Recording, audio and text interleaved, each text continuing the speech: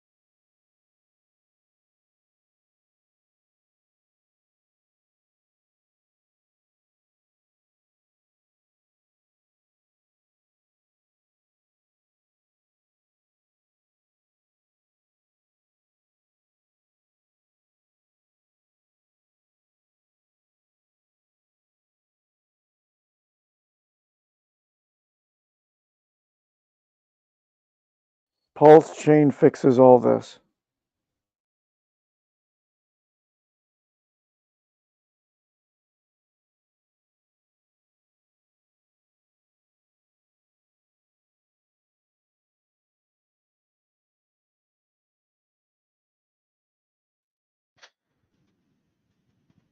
I guess people will be counting their money, not going to buy guns.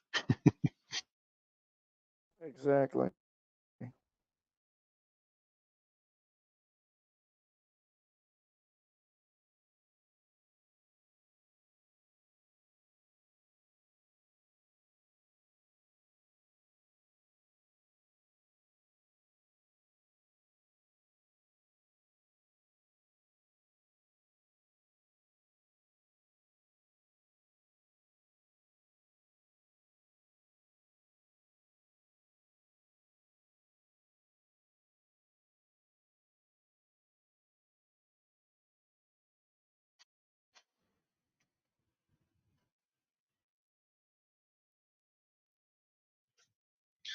I just wanted to say something for the people that feel like Pulsechain is taking a while. At my job, I've been spending the past 2 days to create a single button. A button that doesn't even do anything right now.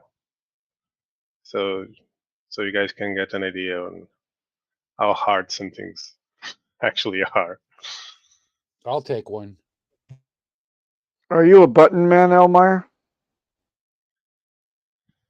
Not really, but I need to create some for this UI interface, and it just takes a long time to have everything set up, the color, the size, the length, the whatever. Just crazy amount of work just for a little button.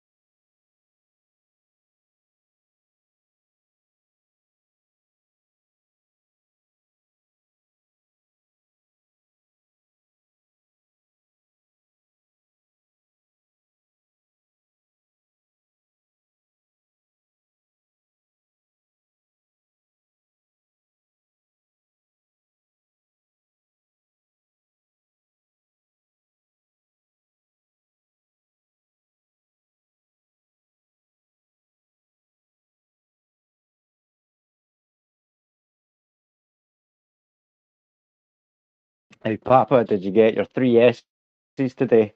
Did I get my what?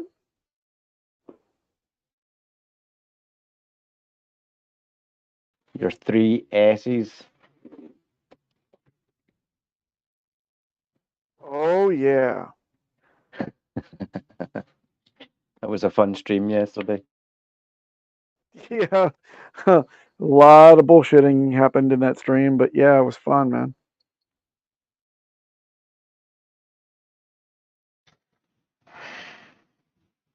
The husband wasn't there to moderate, so it derailed. We know how to fork off of his order.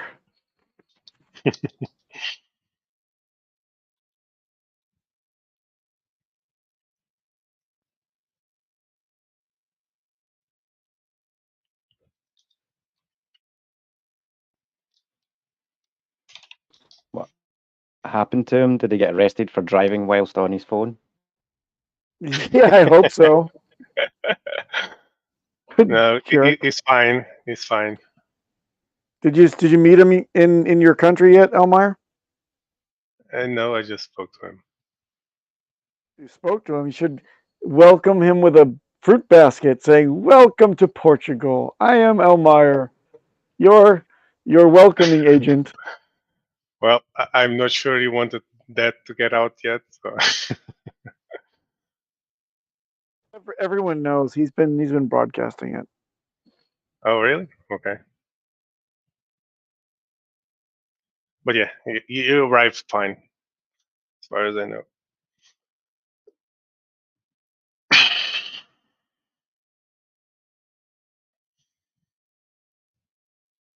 I don't understand how he can have the ability to stream from his car, but when he reaches your country, he all of a sudden has Eh, no ability to stream. uh, I guess you only had roaming. Uh, Probably it was getting to the limit of the um, how do you say, the Wi-Fi, the gigabytes limit in terms of connection. I don't know.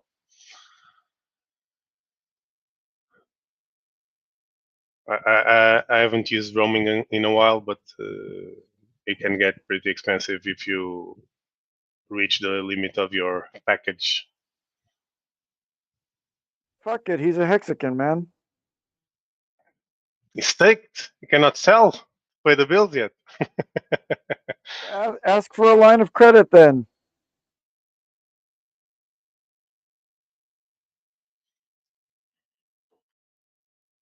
Well, but you should already have some Wi-Fi now. You should be all set up. How long does it take usually to get that hooked up in Portugal? Is it just like snap your fingers next day or what? Well, basically, if you want to have like Vodafone, go to your home and install like fiber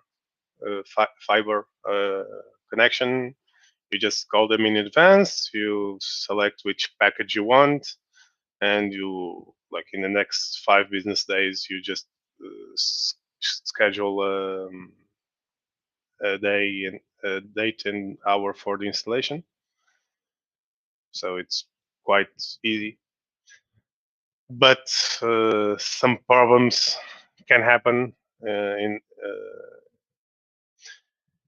Imagine that the box is not that the house has right now is only from Mel and not Vodafone, and so they need to sort it out first before being able to actually install. And if the cables are not yet run to the house itself, they might need to just go to a manhole in the street and wait for and need the police there to close off the perimeter so it's safe for them to work and etc. So if it's a new place without any previous connection, it might take a few weeks to set it all up.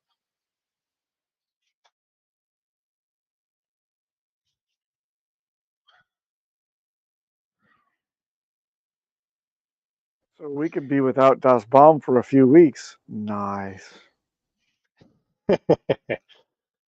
No. I believe we found the solution.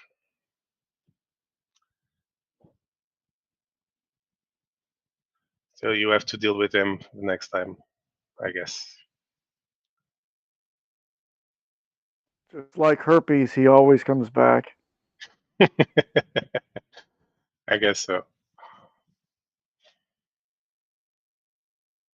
We can ask him what kind of toilet he got installed as well. What kind of what? Sorry. Toilet. Oh, if it has bidet or not. Well, most of the houses here in Portugal have a bidet, even though it's a simple one and just normal toilet seats. No eating stuff, no eated stuff, and anything like that. It's an integrated, not a separate one, right? What? Sorry. Not a separate like actual bowl. Is it integrated into the single unit? Like, does it spray from the seat to so that there's no. It's a normal just a normal place where you go and do your business and doesn't wash off or anything of the sort. Just go there, do your thing, flush out the toilet, and you wash your hands. And then you have a bidet at the side. Usually, most houses have one close to the toilet seat where you can actually wash. But that's not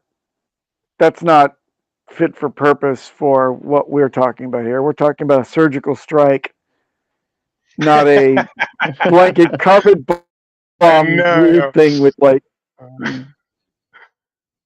No, there's nothing of the sort usually here. A big difference that I noticed or that I understand exists between, for instance, the US and Europe is that the water in the toilet seat is actually way down, while in the US it's almost filled to the brim, as far as I understand it. I don't really know the. No. Is that a myth? Was I bamboozled?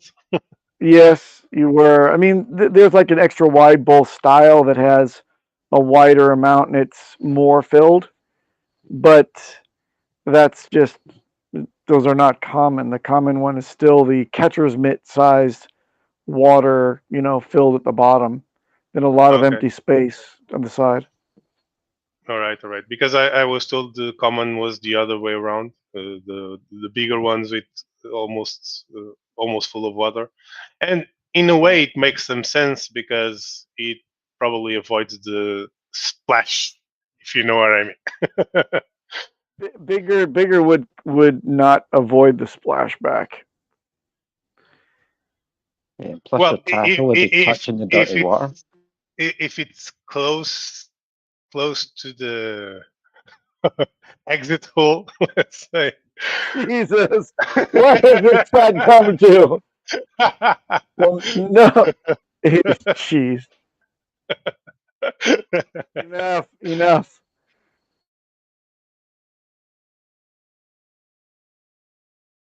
I'm still an advocate, splashback or not, of the integrated bidet toilet seat with the beautiful control so you can zero in on exactly the problemed area and heat and blowing fresh air to get your hiney all nice and clean. Well, I should say that I'm with the beard guy, because if the seat is warm, it feels like someone else sat there before. Yeah, well, I mean, you don't have cold winters, I guess, where you are in Portugal. No. They don't get. They don't get very cold. No. In the summertime we turn it off. So it's only for the winter months where you get up in the middle of the night to go use the toilet and you sit down, you get an actual shock because it's so cold. How cold do the winters get there? Yeah, it gets to like, in centigrade, we get, -5 in Give me Tokyo. Fahrenheit and I can convert. Oh, it's like 20s to, I think that's about right. I mean, snow happens in Fahrenheit. It's been so long So since I've lived in the States. -7 Celsius almost. Yeah, I'd say that's a cold winter in Well, Tokyo. in some places of Portugal, we can reach below zero temperatures, below 5, 4 in Celsius, and so it snows. But even in those, they don't usually have a heated toilet. I guess since it's just a small portion of the year and a small and in Yeah. specific places, it's not common, I guess. Yeah, I mean, Southern California, we have like, very nippy evenings. It's the desert, so definitely we have that, and we never had heated toilet seats. We had heat lamps in the actual, back in 50s and 60s, it was common to have a heat lamp in the bathroom on the ceiling. So when you Oh came out yeah, of the yeah. shower, you didn't get a cold draft. Well, Those come here. Those yeah, exist here also. Not yeah, everyone well, has some, but yeah, they are common. yeah. Well, more like the Japanese bathroom is usually buried in the middle of the house, or subfloors in houses. In flats, they're in the center, so that they're not, there's not anywhere close to like windows to get super cold, so you don't have to use the heat lamps for the toilet. The toilet's also separated from the unit bath, so makes the use out of having only one bathroom in a normal apartment, even a luxury apartment. One bathroom is common, so they try Oh to make the really? best use of that. Just But one? yeah, just one. Yeah, Well, my house is 2 bedrooms. I think this is just an apartment, not really a house, and we have two yeah. bedrooms. Well, we have here we're 3 bedrooms and one toilet, so it's like a quarter bath, and then a Oh yeah, powder room attached with an actual shower and bath. yeah, I get it. I think it's great because it's effectively, you've got, first of all, you've got the distinction between a small area where you do your business and another where you are actually getting your body clean, so that's fine. Second of all, it's 2 people can be doing the same thing, or different things in different places. And why do you need one bathroom where it's locked up because one person is doing one activity? Well, actually, the bathrooms already come in handy quite a few times, where they both needed to be locked up at the same time. Oh no, no doubt, no doubt. Oh, and look, in Hawaii, I've got 3. So I'm always glad for that. It's luxury when you can say everybody has, in an emergency, everyone has somewhere to go. Yeah, yeah. But in Japan, yeah, you'll be waiting and doing the pee-pee dance if somebody's locked it up in there. Well, the pee dance is the least of my concerns. You're talking about the poo-poo shuffle. That's Exactly. different. Yeah. Especially the like my kid went to started kindergarten like last year, and on the first month, every like week, she would brought a different uh, germ or disease, and a few times we had to use both at the same time. So if you know what I mean. Yeah, that's different. Raising small kids, yeah, you need multiple. I like having company in one end of the house and then being able to go and do my private business on the other wing of the mansion.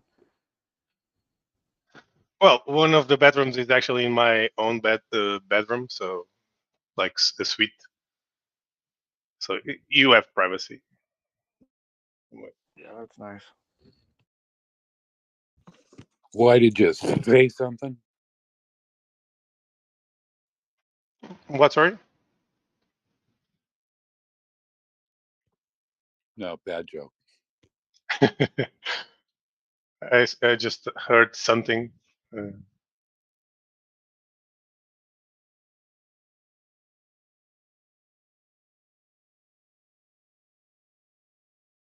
been a long time since I've heard you active in the chat, Johnny Strong II. Well, I went through my COVID and I had things to do. And then, it's been, waiting for new stuff.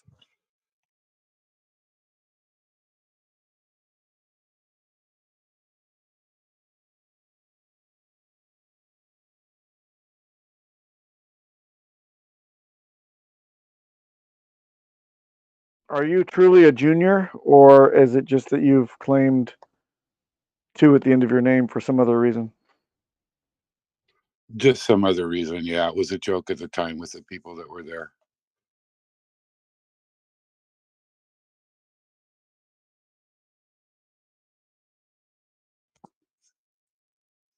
Nobody else gets on the chat, but everybody that I onboarded, they're a Johnny Strong 4, 5, 6, and 7, but nobody ever gets on.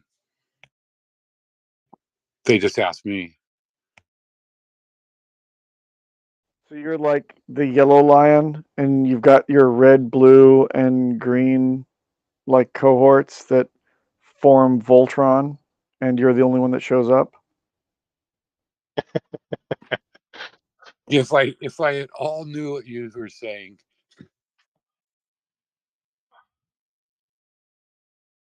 Elmire knows. Imagine sort of like the Power Rangers that each have their own Zords, and they all come together to create a big mecha.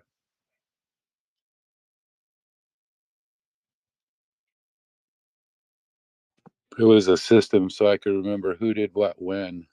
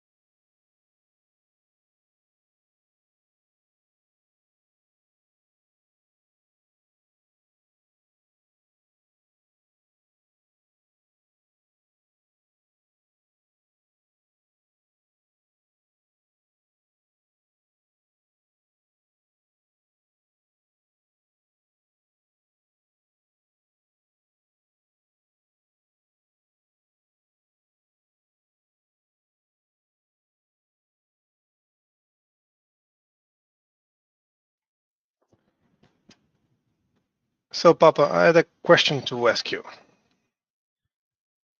How do you Yes. feel about all these new tokens that are being created? Do you feel they will be good to the ecosystem overall? Do you think they will not? Everything that's been created on Pulsechain, if they have the potential to actually help the chain? Or bifurcate and bifurcate and bifurcate Yeah. the amount of funds that we already have active in the ecosystem, and so that nobody wins. Yeah. No, I think that they're a net positive, and here's why. And by the way, I'm speaking from a position of somebody who's going to launch his own token as well, but I'll get into that in a moment. Oh, really? Yeah, but mine is different than these. My plan, anyway. So a lot of these ones that are game theory or meme or come and get it only because it's rare, or NFT whatever platform, or dropped to certain sects, or come and sacrifice for this, because all of those I think have their places.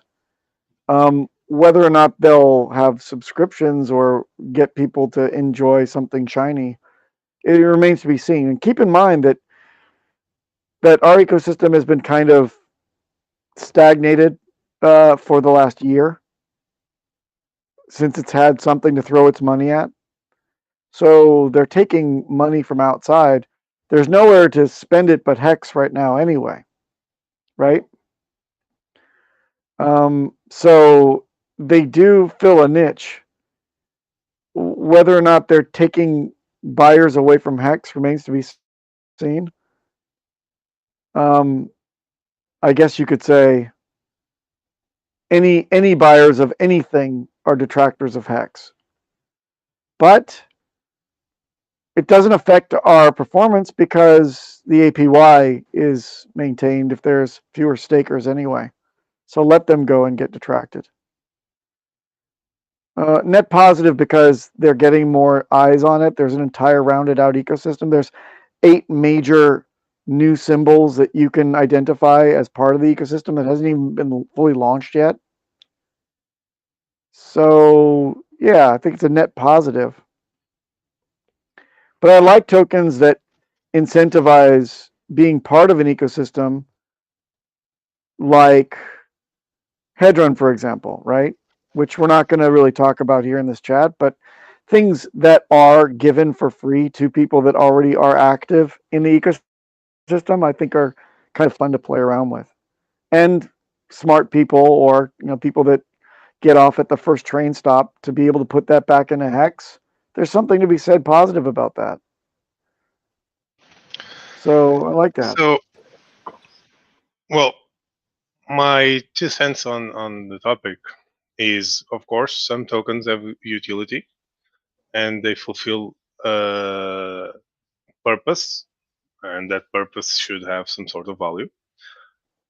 But the thing is, though most of those tokens, be it having utility or not, which most do not, but either way, do you really believe that the attention to the ecosystem they gather from outside the community and the value that they bring to the entire ecosystem by existing is actually higher than the value they extract from either X or other tokens Absolutely, we and like? absolutely. And would you rather people that are quiet, that are scheming with their scam tokens, and are only going to use Pulse Chain because it's cheap? It's the equivalent of VoIP telephony for Indian scammers to be able to target, oldies in the United States to grab their Social Security funds. Would you rather it be only that, or would you rather people that put some thought into things begin campaigning within a community suffer the criticism and skepticism from people like you and me first to be vetted and then possibly accepted as positive in the community?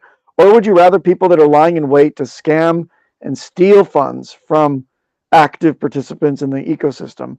I would certainly rather have the prior. Well, I'm not even comparing one to the other because that's obvious, right? What I'm just saying is, and what I feel it's sort of happening.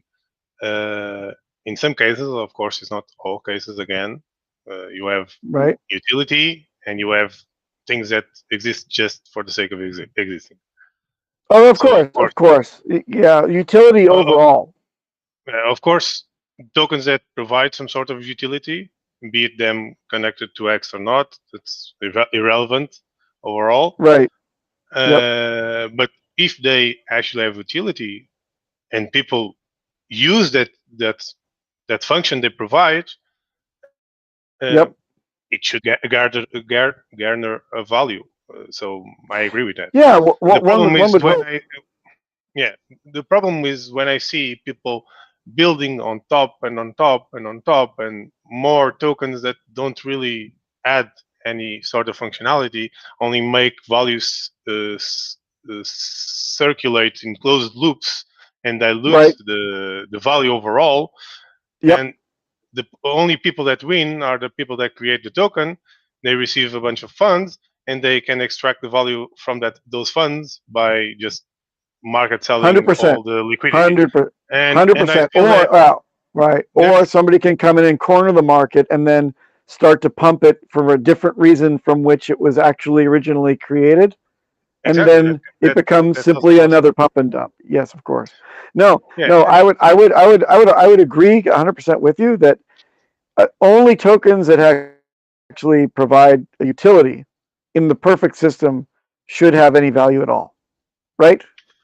yeah.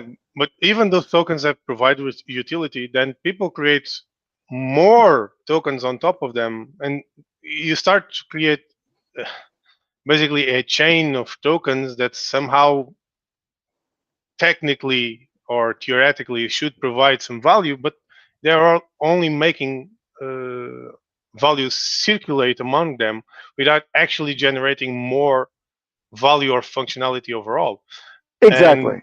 And if those tokens are already targeting people that are already in this ecosystem, they don't have any sort of functionality to enable new people to join that, for instance, don't like X but like the function the other token has more. So if they are not actually helping with onboarding new value, you're just diluting the market. No, look, I agree 100% with you. When I started kind of sketching out what I thought would be a good token to launch, and by the way, I can only talk about this because it isn't a thing yet, and I'm not anywhere close to shilling it anywhere. And to be quite honest, my frustration lies exactly with yours. There's a whole bunch of tokens that just look like cash grabs from certain individuals that say, if only I could launch a token first in this ecosystem, I could game it and keep a huge founder's tax on it in my own pocket. And then when I decide to dump, it'll just be a gazillion dollars that I'll get out of the system. Or another person that says, I got it. I'm going to just allow it. I'm going to provide a staking platform for the newest shit tokens that come out on this ecosystem. And again, I'm going to yield certain X, Y, and Z tokens out of that. And I'm going to control more of those. And again, the whole thing just freaking cycles into a cash grab. So I would say that if only we had people that were out to do 100% utility, or at least 99% utility, and 1% to be able to keep it going so that it wasn't just not even worth keeping in your wallet, that would be the best. So, and make it something that you can't avoid because the utility is so compelling that you're apt to use it. It serves a purpose. It solves a problem that maybe you and I have on a daily basis. And then build into that a security aspect, and I'd say that it's definitely worthwhile.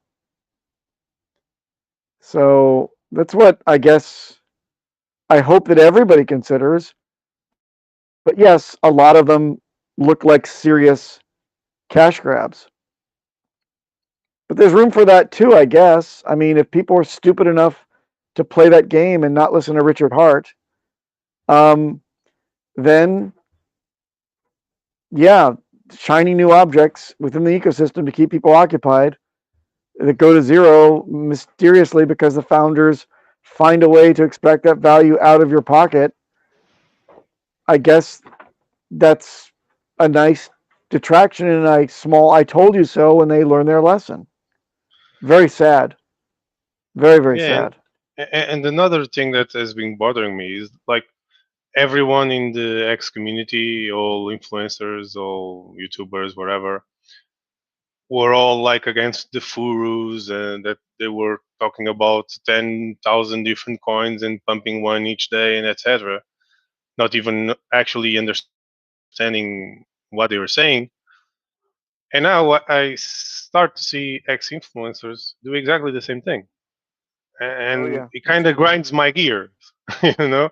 It's like, so, but you were pointing fingers like a year or half a year ago, and now you're doing exactly the same thing without actually knowing what you're talking about, Yeah. which That's true. makes me a bit sad. That's true. The other side of the coin, another thing that pisses me off is people that point fingers at people in the ecosystem and say, "Well, you're a Richard Hart maxi." Um, wasn't that the whole reason that we started this whole game? Because Yeah. we can win by being a Richard Hart maxi. Yeah, and that's not to say that I see value on other things. There are two or three that I believe might have actually long-term value and be useful, either for X or for the Pulse ecosystem. But the big majority, I really don't. Guys, You're lucky if there's two or three that will actually add value to the system rather than subtract. But we'll see.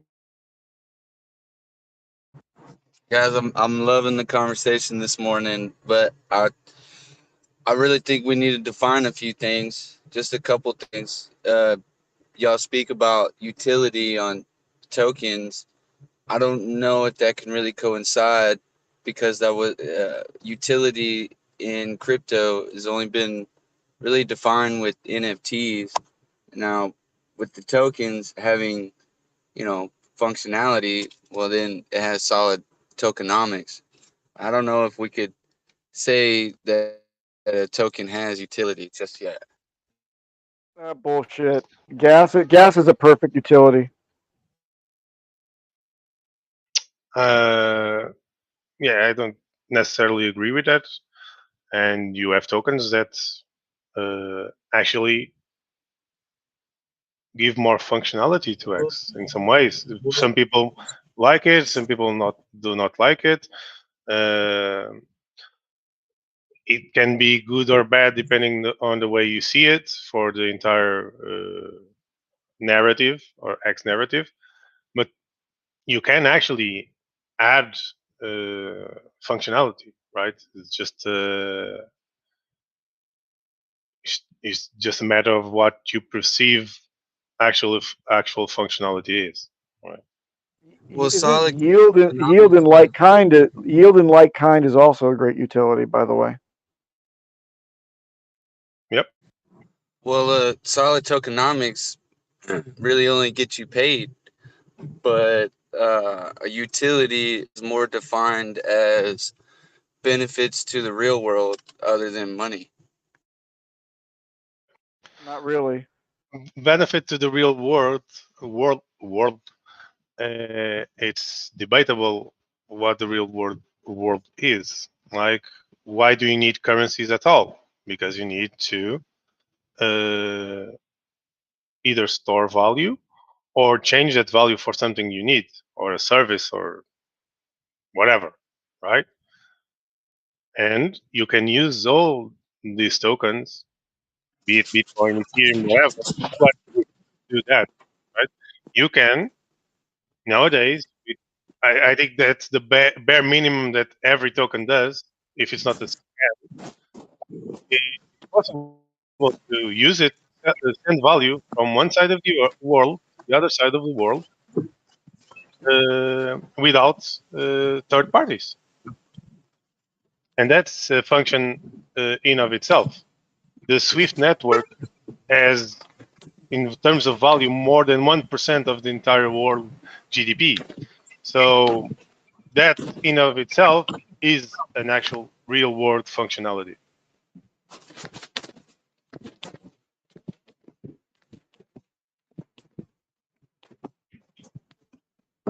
Please mute when you're not talking.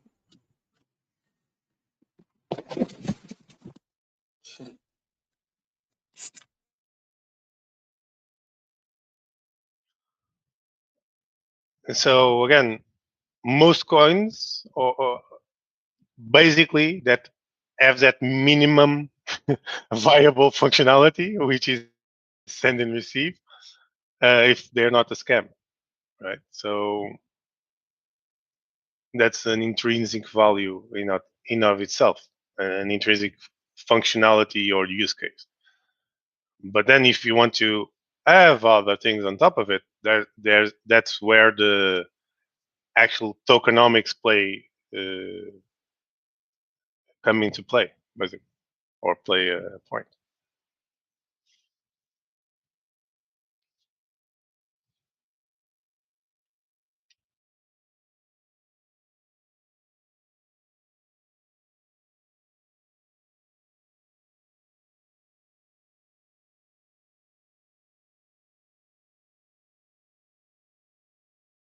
So a lot of these things, they're you read the tokenomics and it's like, okay, it's basically just hex.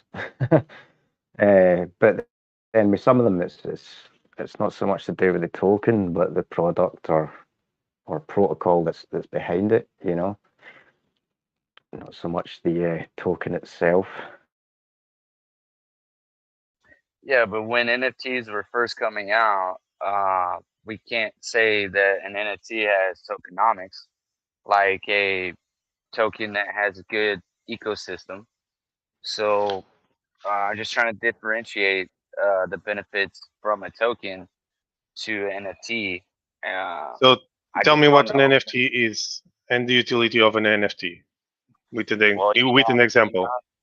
you got scams just like on tokens. An NFT, a good one, you know, maybe has good graphics and utilities.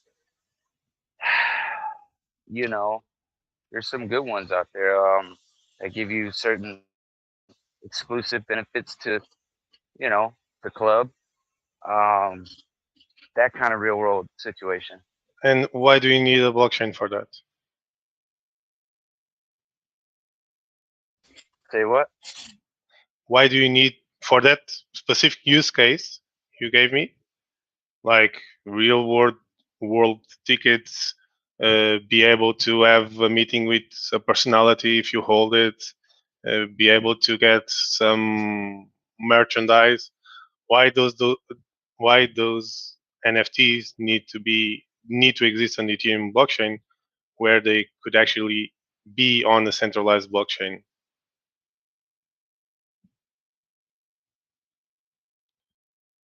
There's no decentralization benefit for those on NFTs because they depend on a third party. So why do you need a decentralized network for something that is clearly centralized? That's my question to you.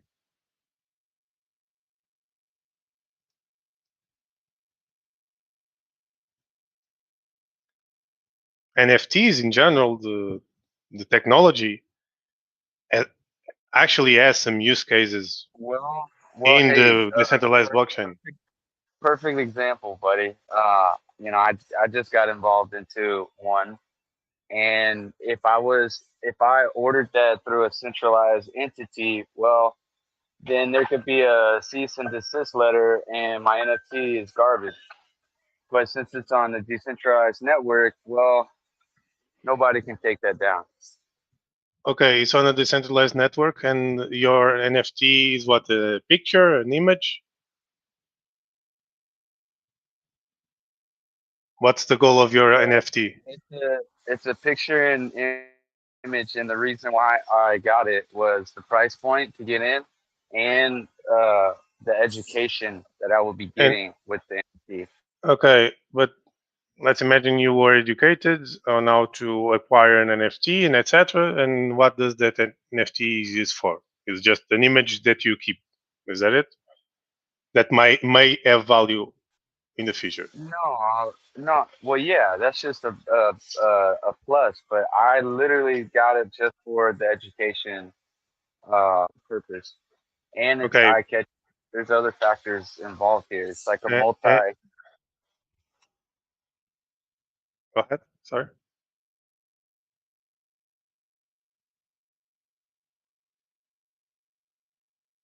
you were saying something.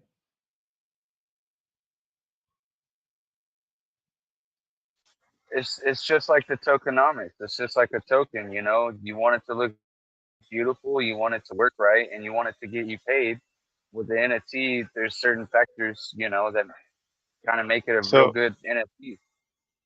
so you first told me that NFTs are completely different than tokens. They actually have functionality, and now you just said it's just the same thing as a token. So you're No, contradicting yourself. no. Y'all were saying a token has utility, and I was saying, guys, I don't know if we can say a token has utility because a token has tokenomics, right? And we're Okay, kind a of taking lending that word. protocol. A lending protocol hasn't got utility. Yes or no? What'd you say, Hana? I missed it. Sorry. A lending protocol does it have utility? Yes or no? A lending protocol on a token? A lending protocol, any lending protocol. What you lend against the crypto or lending, whatever. Are they whatever? Does it have utility? Yes or no? Yes. Yes, but that's more on tokenomics. That's it's token. No, it's not. It's real world application. So whatever you call it, it has functions that you can take advantage of and use for different things. So you're trying to differentiate NFTs from other tokens, but like you said, NFT is just another token. Another thing I saw today was in Australia that I can spend my Bitcoin, Litecoin. There was like maybe 30 tokens that I can use on a credit card and buy whatever I like. I can't do that with an NFT. I have to sell the NFT, then go put into one of these tokens, and then go buy whatever I want. See, that's You the have a thing. lot of background noise You could on the. you could take the tokenomics I'm behind in that a and shit area. Sorry. you could take the tokenomics behind that and get paid. With the NFT, I can't necessarily take the education and get paid. And that's where utility definition comes into play, stronger than tokenomics. So tell us the education you needed to buy an NFT and what did you gain with what you learned. No, I'm just saying that I can't call this education tokenomics. I can call the education the utility behind the NFT. But when you say tokens have utility, well then uh, we gotta have clear definition. You know, But with that said, like I know of one token that you get, and depending on your level of ownership, you're getting different tiers of education and, for instance, trading and stuff like that. So that exists. What you're talking about, it sounds like you're talking about that same thing that exists in an upcoming token.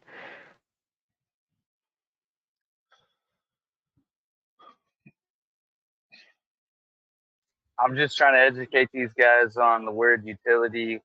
I'm gonna do some homework tonight, guys, and really see if I can pin, utility more on a token, or does it really live with the NFT? So you're trying to quote unquote educate us on something that you yourself doesn't understand, and you're debating semantics between two different things that have their Elmar, own dude, utility. this is the first time that somebody, the question arises in my brain: could you define tokenomics as a utility? Like, this is the first time that I'm being asked this. Then why do you say that you are educating us if you're still looking for the correct definition?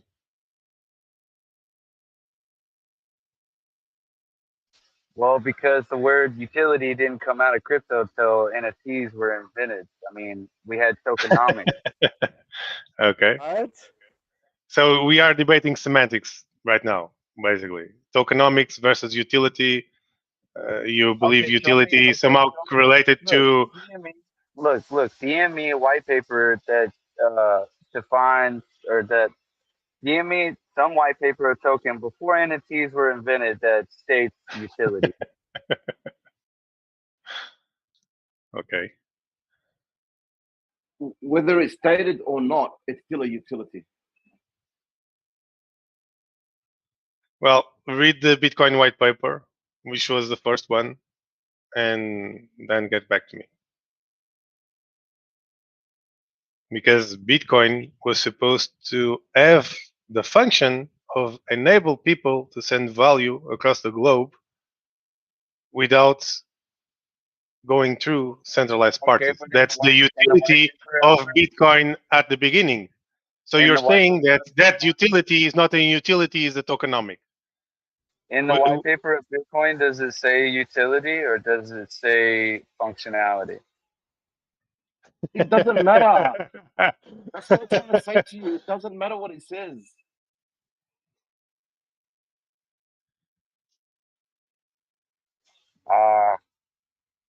Yeah, it does matter what it says. Yeah, okay. So Hey.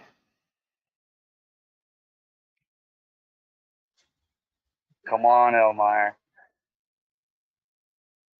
Oh, I'm not debating semantics. You can call it whatever you want.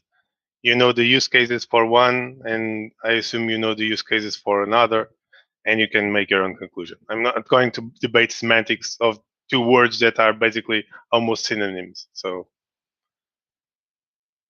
guys, the benefits of launching a coin during bear market.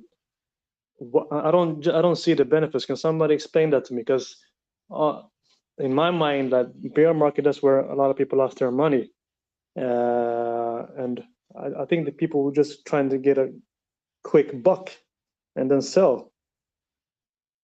So wouldn't that be hurting the coin itself if it launched during the bear market? what does it matter if it launches during the bear market or the bull market if you're launching a coin that's supposed to exist during multiple cycles? If it's a pump and dump, sure, probably launching on the bull market is better because everyone is buying everything. But if you are actually creating the coin with the goal of actually existing through multiple cycles, multiple years, with actual utility, it doesn't matter when you launch it. Maybe if you launch it in the bull, it has a pump first and then a drop. If you launch it on the bear, maybe it stays low for a long time and then there's the pump. But eventually, if the coin has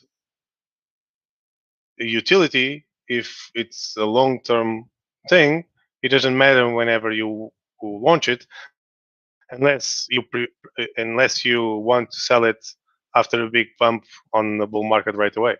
So there's no real benefit long-term overall for a token to launch either on the bull or the bear.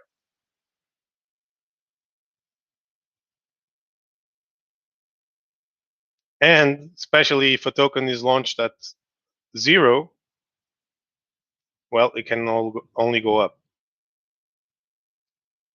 be it in the bear or the bull market.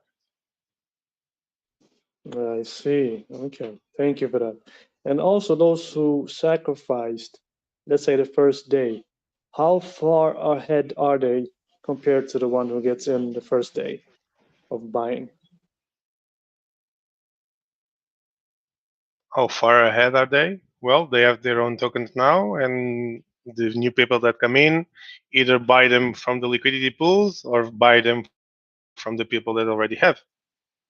It's the same idea on an ICO, which is the benefit of the people that entered into the ICO versus the people that buy when it's launched on Coinbase. It's exactly the same idea. And that's why you see a big spike up on the first day and then a big drawdown to the ICO price in most cases. And that's what will probably happen. You'll see a big pump and then the return to the average sacrifice value, more or less, or maybe a Yeah, bit more, a bit less, but any token. Show me any token with the white paper that says utility. Show me that. oh my god, I'm working right now, and not going to look for white papers from random coins until I find one that says utility. If you want, you can take that time. I have better things to do in my life. Elmer, you just told me about Bitcoin having utilities, and you're not going to back up your statement? No, I'm not going to back it up. Sorry. I leave for everyone in the chat to make their own conclusions.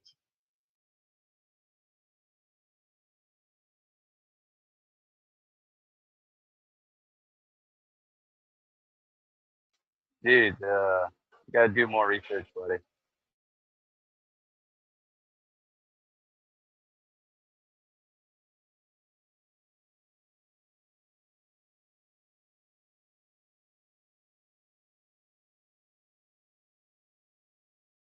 So logically, is it easier for Pulse to do, what Hex did at this state with all of people, with all of these people or people who were sacrificed, or was it easier for Hex to do what it did compared to Pulse?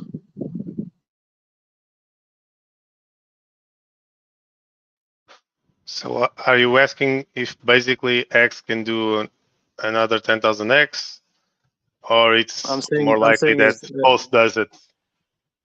no. I'm saying is what Hex did with its 10,000x from all time low.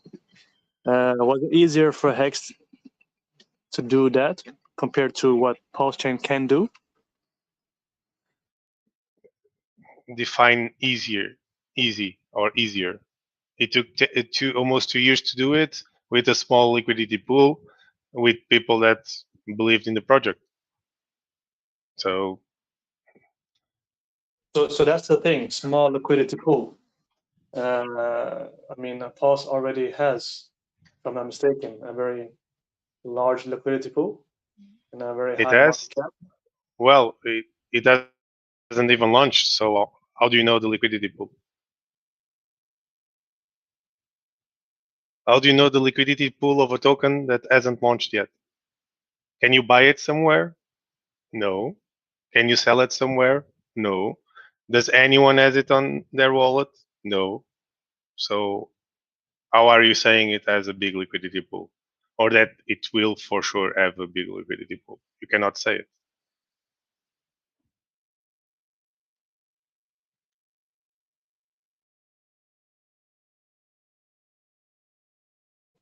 Hasn't Richard mentioned anything about liquidity pool? Nope.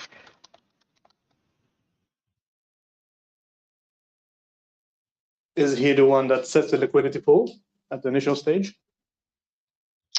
The liquidity pools for Pulse will be based on the liquidity pools that exist with Ethereum right now, because the fixer bot will go there, fix the ratios, and harvest the liquidity. So overall, you might assume that the total the total value of the total size of some liquidity pools based on the ratio right now with Ethereum, but you cannot say overall what will be the liquidity pool with a specific token at the time of launch, because people can add liquidity to the pools or remove it whenever they want as soon as they get the tokens. The same for PulseX. PulseX won't have any liquidity unless someone adds it at the beginning. It can be you, it can be me, it can be DOA, it can be Richard. Whoever creates that pool first, it will come into existence with the initial amount they put in. But do you know how much it will be? I do know. I don't. And even if you knew what we would be at the beginning, I could go there and add more liquidity overall, and the number would change.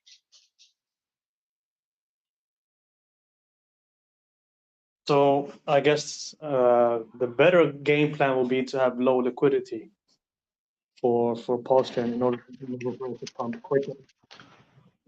Yes, if the liquidity is small, it's easier for the value to go up and or down. But if more people are buying than selling, then it will pump the price up higher and faster. But the liquidity pool also needs to be enough that people don't get crazy slippage when trying to just buy or sell small amounts, right? So the actual liquidity amount that's the best for the ecosystem overall is something that we cannot know right now, right?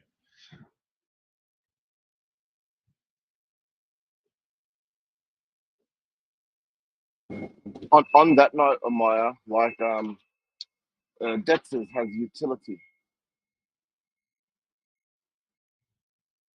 just for crypto's argument. I'm not Some debating Dexters semantics hold. anymore. I know. Let's take it back in the day. I'm just saying for the fun of it. Let's just have a real world example right here. Let's take it way back in the day of owning a house, 200-300 years ago, and where no one was paying for utilities, no one was paying for water, no one was paying for electricity, no one was paying for gas, nothing. You wouldn't say, when you got a washer and it's washing your clothes, that the utility is washing your clothes. You paid for the utilities. There's a clear definition of utility service behind what you're achieving.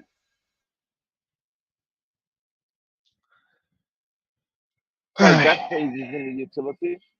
Liquidity pools is in the utility. Holding a token so you don't pay gas fees is in the utility. No, I'm just saying, we have to start kind of defining and differentiating between tokenomics behind a token and NFTs with having Crypto. I'm gonna say something, right, and don't get me wrong, but when you went into something, you make it personal, and then you want the whole world to change it according to how you like.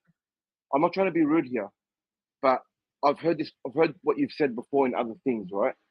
For example, NFTs. Now that you've got NFTs, you want NFTs to only be known as utility, and all other crypto is just useless, right? It's just something that you emotionally attach yourself to. Just remove the emotions and start thinking.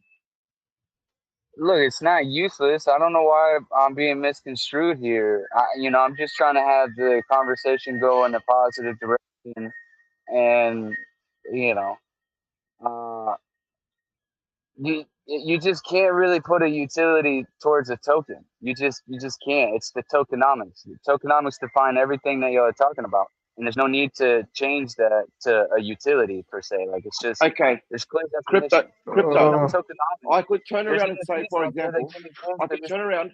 You're saying. Okay. You're saying that let's go with your scenario. Let's go with your scenario. Give me a second. Let's go with your scenario. An NFT. If you hold an NFT, you're allowed to go into a party, right? But if you also hold the token, you prove, you open your wallet and you show me that you hold this token, you can also enter the party. Same shit, different smell. But I could sell my token in a liquidity pool if I like. You can't do that But with that an hasn't NFT. happened yet. That hasn't happened yet. Where can you go to get into the party with a I'm token? giving you an example of how, I'm just giving you an No, but example. come on. That's it. I'll do one for If you. we have I'm that going to create a opportunity, all token so right, you come to all my right. party if you want to buy it or not. It's up to you. I can do that, and that way it reaches your goal.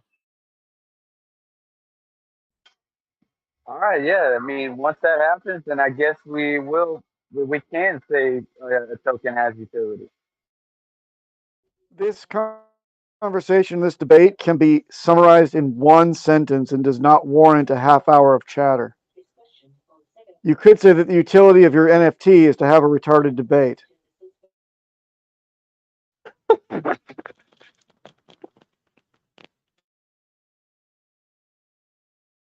Sorry, I was just trying to educate people on certain definitions because some people just don't have any idea what they're talking about. I would contest that your decision to try to educate is a faulty one. It's better than calling people retards. Just saying. I didn't call you a retard. I called the actual position that you have as being a retarded.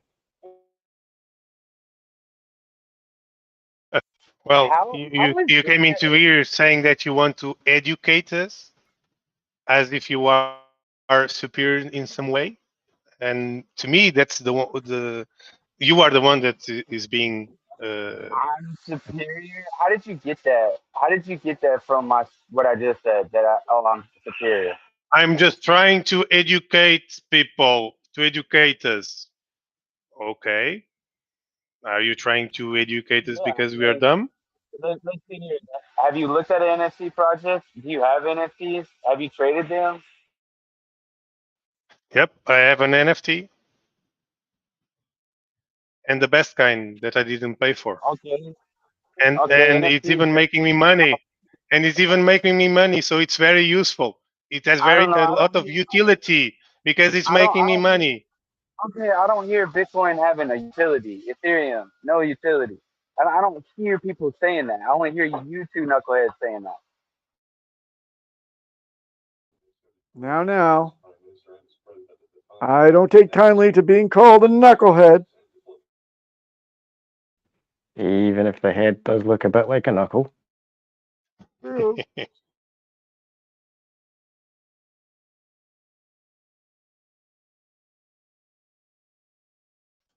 Show me where it says in Pulsechain that Pulse has utility. Show me. Show me where Richard Hart has said that.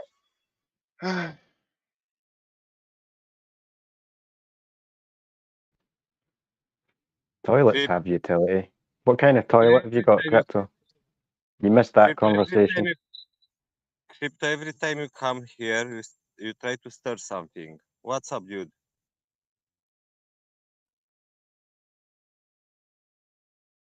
At the end of the white No, paper, they're getting mad at. No. They're getting. I'm not mad. I'm good. I just woke up this morning, had a cup of Joe. Yeah, I'm good. They're not understanding what I'm saying, and they're taking it a little personal. But I'm just trying to say that you can't just throw around the word utility on a token just because it has good tokenomics. There's clear, you know, you know, definitions for what that You token just does, and said clear definitions of what an NFT does. And I was really being nice this morning, and I was like, hey, I don't really think we can slap the utility word on a token just yet.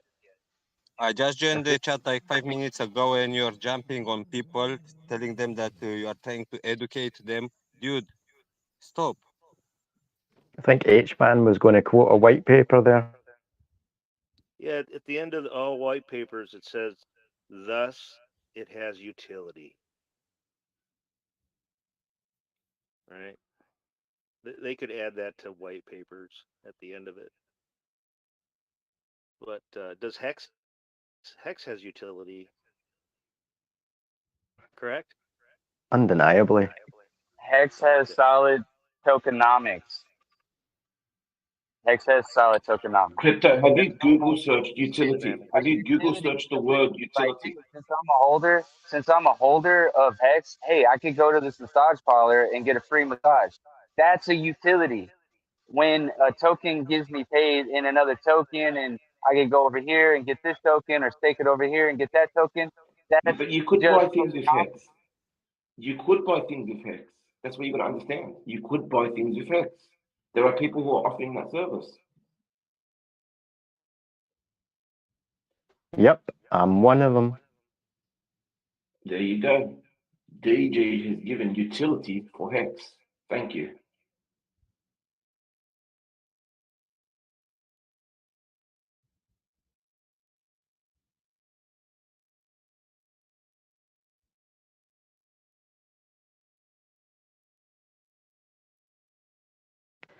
Hex can buy you a stronger, pain-free body.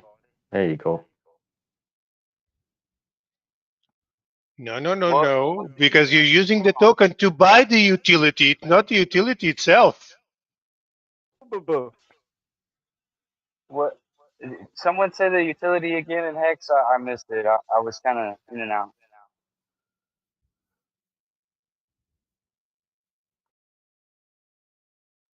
Crypto, just Google search the word utility. That's all I want you to do. Educate yourself and understand what the word means. Guys, can we add some hopium now? Okay, so you think? Come Okay, on. I'm not trying to doubt Google, but do you think Google really understands crypto? Do you really think that? No, they might have an idea, but are they in it like this? Next level, did you have some hopium to bring? Flow it. No, I need to hear some hopium. God damn it. It's a beer market. I need some positivity. Bring it, Papa. Oh my God, I've got nothing but positivity. Here's something for you. You're going to be rich, boy. Be rich, Let's boy. go. There it is. There it is. Not rich, wealthy. And one thing is for sure, the account of Richard Hart on Twitter is growing very fast, very rapidly. It's almost 250,000, right? 238,000. Oh, thought it would have gone up Nice. more than that in the last few weeks.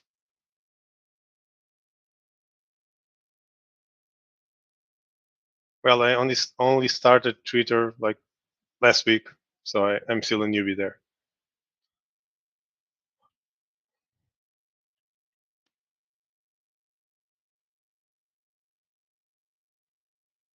So it's 238,559.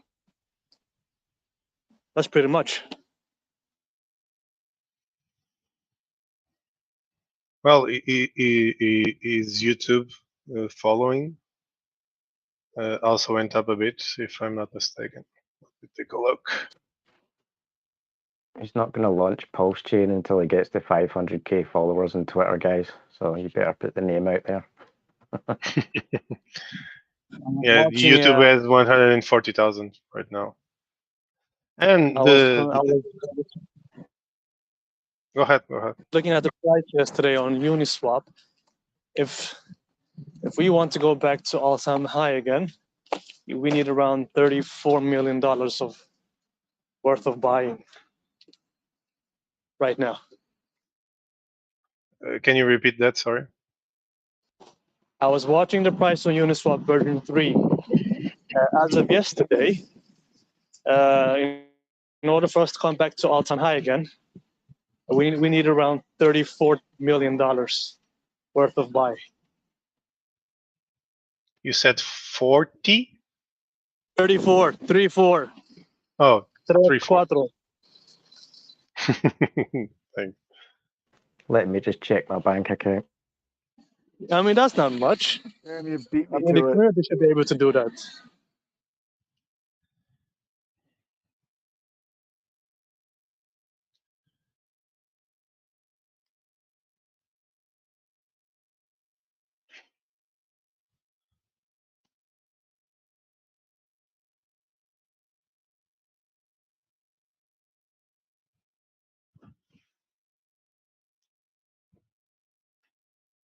and we were also discussing yesterday the sacrifice money that was sacrificed for PulseX and Pulsechain, except the HEX token that was sacrificed.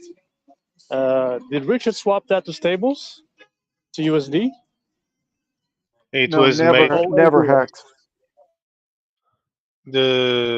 All the tokens that weren't X were swapped for stable coins. Right at even during the sacrifice that was being done. But X stayed as X. So okay, What, was sorry? that a statement from you, or was that an answer to my question, or? All the other tokens that weren't X were swapped for stable coins. That was a fact. If you look at the sacrifice wallets, it was done. Which leads me to the second question. Would that money probably be used to enhance one of his projects, maybe? We have no idea what will it be used for.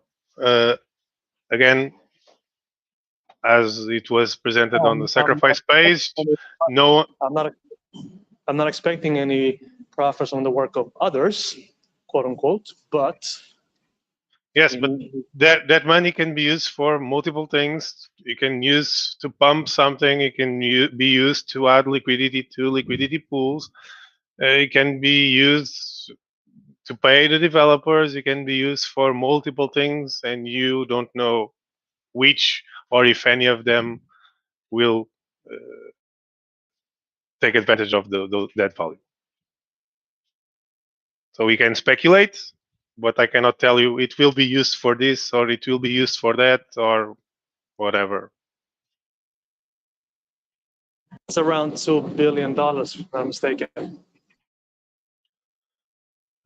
Between the two sacrifices, yes, around $2 billion. But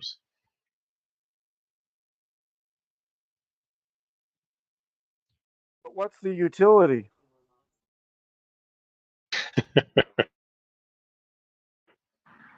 Technically, utility, just the word utility, means, a state of being useful, profitable, or beneficial. So, yep, it has utility. The capacity for being useful for some purpose.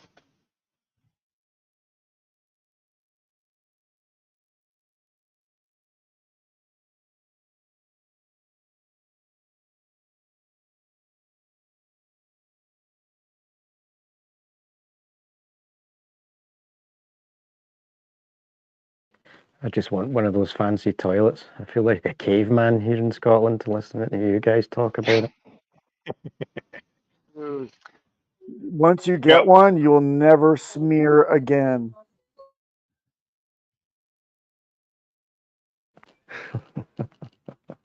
If we are going to count another 10,000 X for Hex, where would the all-time low be for the the next price? I mean, for the next target, will it be from this previous dump, or where do we do the counting? You can't tell Sorry, until the low is in and confirmed.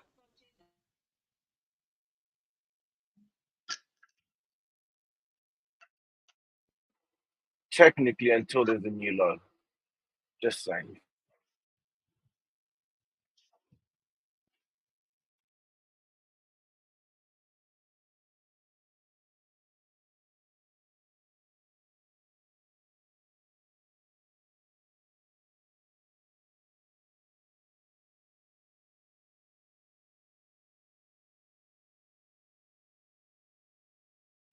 So did you guys participate on the Twitter storm yesterday?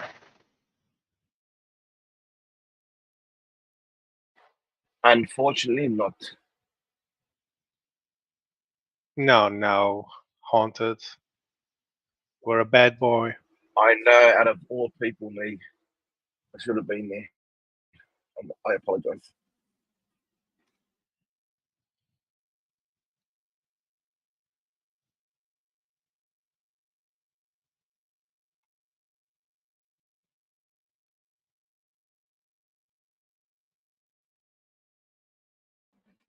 I read a DM that was 12 hours in. So not a DM, a message in one of the groups that I was in about the Twitter storm.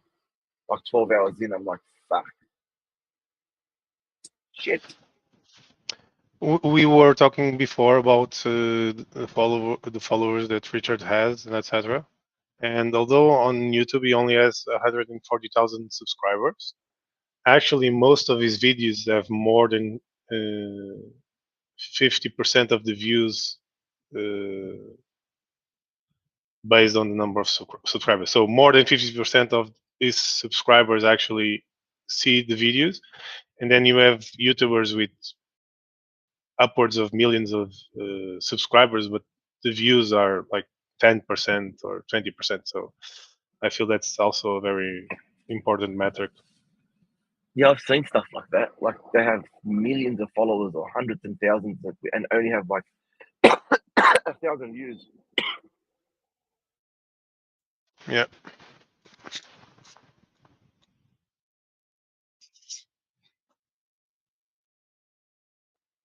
Around the Pulsechain sacrifice, I don't know if this is correct, but there was more people in the Pulsechain chat than there were in. He had Twitter followers, correct? I'm not sure. That's what I remember. Just not 100%. Well, we actually know that a lot of influencers or YouTubers, whatever you want to call them, actually sacrificed, and some of them even told publicly that they did. So to me, that's very bullish because eventually they want to pump their own bags. There was one guy who paid, $5 or whatever it was to ask a question, and he has to answer it right. And he asked him, "Did you sacrifice for Pulsechain?" And this guy's talking about building a new network. He goes, "Yeah, I did. I only put 75K." That was fun. Yeah.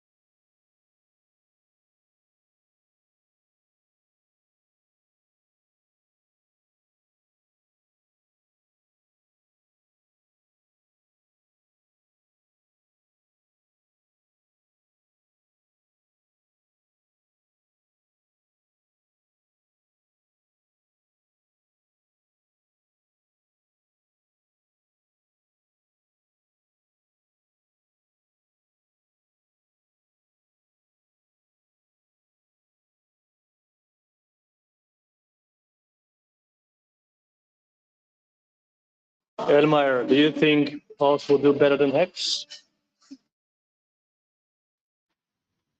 When you mean Pulse will do better than X, are you saying better than what X did, or what X will do? Better than what it did. Well, it's a possibility because it targets a bigger market. Basically, targets everyone that's on Ethereum right now.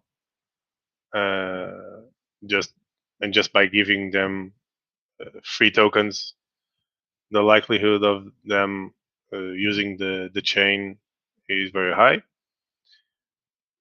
And people like to speculate on layer ones and everyone assumes that they will perform very well, so they will probably buy it. So I believe, yes, that Pulsechain has the potential to overperform X.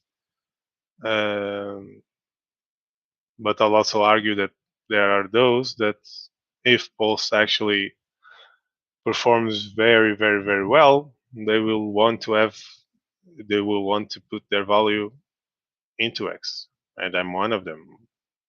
If Pulse does like 1,000x for me, I'll for sure put some of that value into X to get some extra yield. And a small portion of the sacrifice would only need to go into Hex to pump Hex, technically. A very Yep, small portion, especially especially now. after 1,000x. Yeah, and especially now with the liquidity pools as low as they are. Of course, the liquidity will probably increase. I believe it's only as low as it is because we are nearing the sacrifice. But eventually, it will return to the norm. I think Pulsechain would give Hex um, a stronger liquidity pool with Pulse, um, and it would help the Hex in general. So even if Hex didn't move in price, it didn't do any X's, and people were just going to stake it and earn that yield.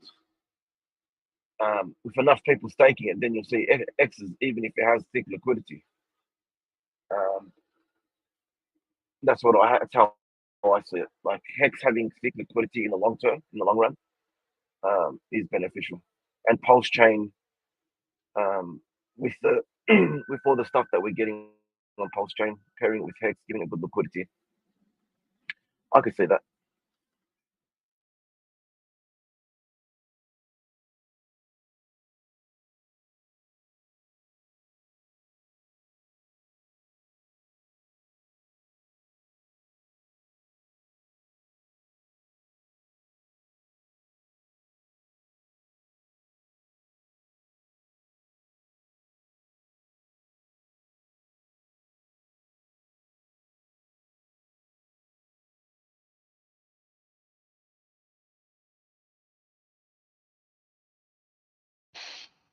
I actually like to see X with a small liquidity.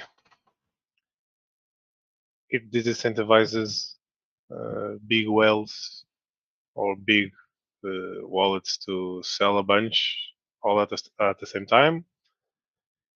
It also means that the people that are providing liquidity have increased fees, which is nice,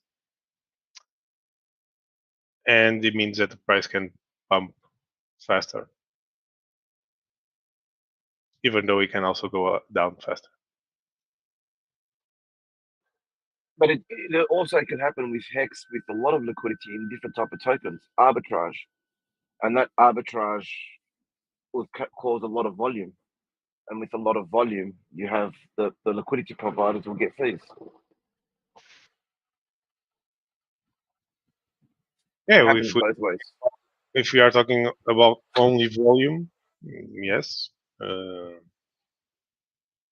But if we are talking about price appreciation or depreciation, then a smaller liquidity pool is easier to push up or down.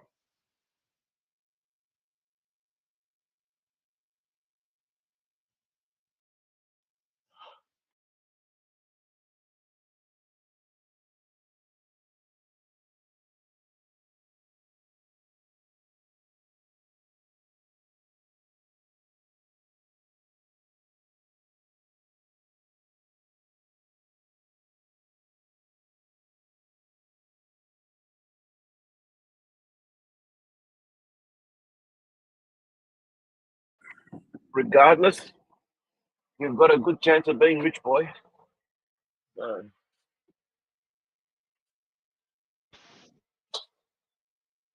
Mentally prepare yourself.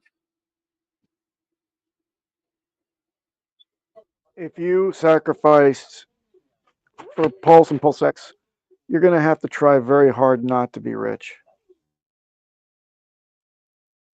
So, guys, one interesting thing I wanted to ask: if you actually get wealthy or a lot of money out of either Pulse or X or whatever other token you might like, um, what would you actually change in your lives? And would you build any sort of company project for your community, for your neighborhoods, or for yourself even? Do you have some plans that you like to share? I would Yeah, we do. I'll just do one quickly. I would like to have a coffee shop that accepts crypto. So people can come and spend their crypto at a coffee shop, for example.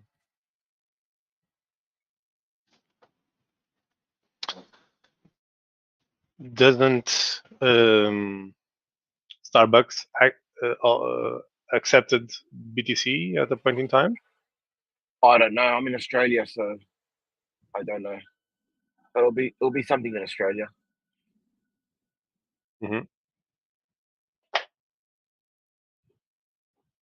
If I become wealthy, amongst my plans are that I'm thinking of going to Africa to start up some businesses where, or mostly single ladies or yeah, uh, mothers with no other support, and try to lift them up, make them self reliable, by either Self-sufficient.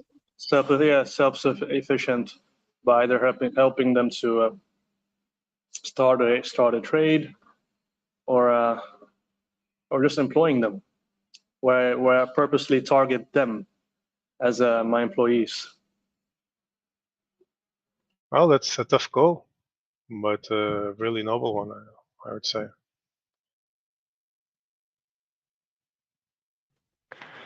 Yeah, when I Papa, get the money, question. it's going to help me to continue doing what I do. I try and help in the community as much as possible with kids and struggling families and stuff. So yeah, it would allow me to secure the building that I currently rent for an extortionate price and not have to worry about money and just let me do my work. Nice. Nice. I'm going to build a resort for hexagons only. You're gonna get rugged. Oh, don't worry. I expect it. Papa, how good was that YouTube with Sacrifice Set? The links from Sacrifice Set YouTuber about the McDonald's, the Oh, beef I and tweeted that out. I think it's the greatest thing ever put together. Yeah, I I also know that was pretty shared it good. in the chat a few days ago. I think it was even before your tweet, Papa. I somehow found it. I don't know how, but it was very interesting and very funny. Uh, I loved it. It was eloquent. It was concise. It was very easily digestible for a newbie. It was beautifully Yeah. done. I'm looking forward to the rest. I mean, if he's going to put that much effort to do such a professional job for that, I hope that he does more. Yeah. Yeah, he's done a fair good. He's done a few videos already, like that. They do take time though, but he loves doing them. Yeah. Inspirational. Really, really great job. Very professional and great. Yeah, and it has the two things people like. It has the how do you say, the comic part, the funny part, and the informative one, and he was able to combine the two very well together.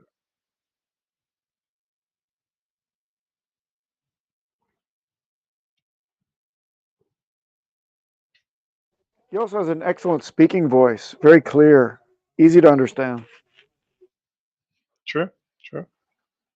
He's an engineer as well. So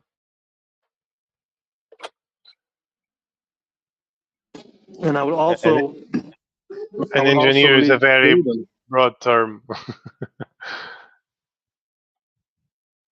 Go ahead, Romario. Go ahead. Go ahead. I was just saying that engineer is a very broad term. It encompasses a lot of things. He pilots trains, is what you mean, right?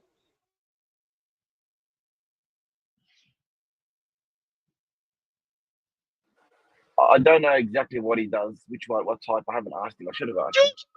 We're good friends. Oh no, Top Cat's here. I can hear his voice. Oh no. But Oh, go no. ahead, You're an next level. engineer. Get in the train. You were saying next level. Yeah, I was saying I will probably leave Sweden as well. This country is so boring. But yeah, it's beautiful. It's secure and all that stuff, but it's too cold. It's too dark during the autumn and winter period, and our summers are very very short, and it's too depressing. So I was thinking of finding a good country to. Come to Portugal. Yeah. Right. Yeah, but if you're planning to create something in Africa, I guess at a certain point in time you will probably need to live there. And depending on the area, it can be quite risky and complicated. I actually know a lot of people that live there, even if just for a short period of time, and it's harsh. In some places, you need to have bodyguards 24/7.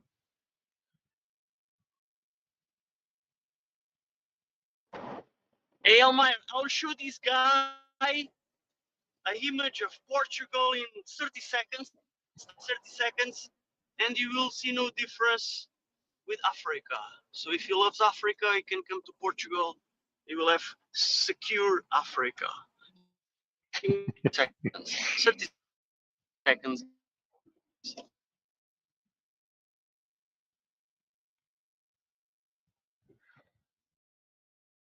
Africa is it's a very big continent, so it depends which country you're planning to live in, and also where within the country you're trying to live in. I was thinking more of East Africa, like Ethiopia. It's one of the fastest growing economies of the world. I mean, anything you do there grows very quick. And it's friendly people, very peaceful, and the government are very friendly towards investors. So you'll see.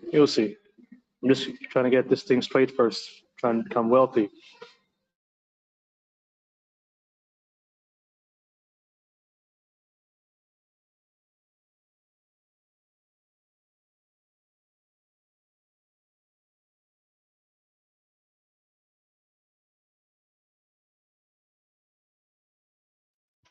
Check Our this guy. friend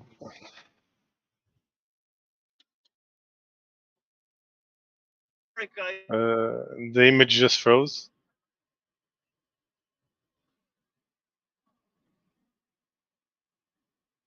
And it's very pixelated. Can you see it? To me, it's very pixelated and Can freezes from time to Africa time. in Portugal? And Where, the where, signal Are where is are you bad. you? are you Where in are you from, Top Alentejo? Are you in I'm in Alentejo, Top Alentejo, Cup? of course. Yeah. Yes, I. I like Adrian's better. So the guy wanted Africa. This is better than Africa. Where are you, Top Cat? Are you in Portugal? I'm in Portugal. Yes. Yeah. This is Portugal. This is Portugal, but this is a You know, Portugal has a lot of climates, a lot of the geography of Portugal is amazing because you can have several different countries in one country. For example, this is Portugal. Yeah, Portugal is. I like subtropical weather, humidity. If you like humidity, then you will probably stay close to the Braga district. You have Jerez there, big forests, very humid, very lush, with a lot of wild animals, wild cows, even horses. Yeah. If you like more dry weather, Alentejo should be your thing.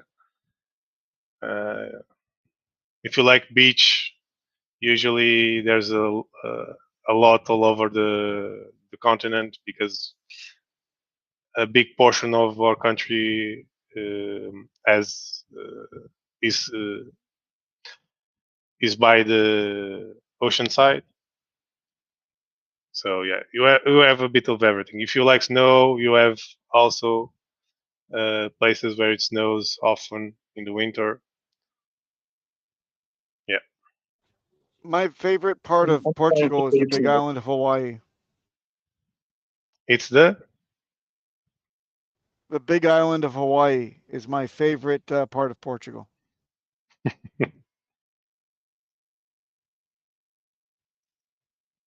Is cannabis legal in Portugal? Is what? Sorry. Is cannabis legal in Portugal? Canada. Cannabis, marijuana. Marijuana. Sorry. Marijuana. I was understanding Canada. Anyway, Canada.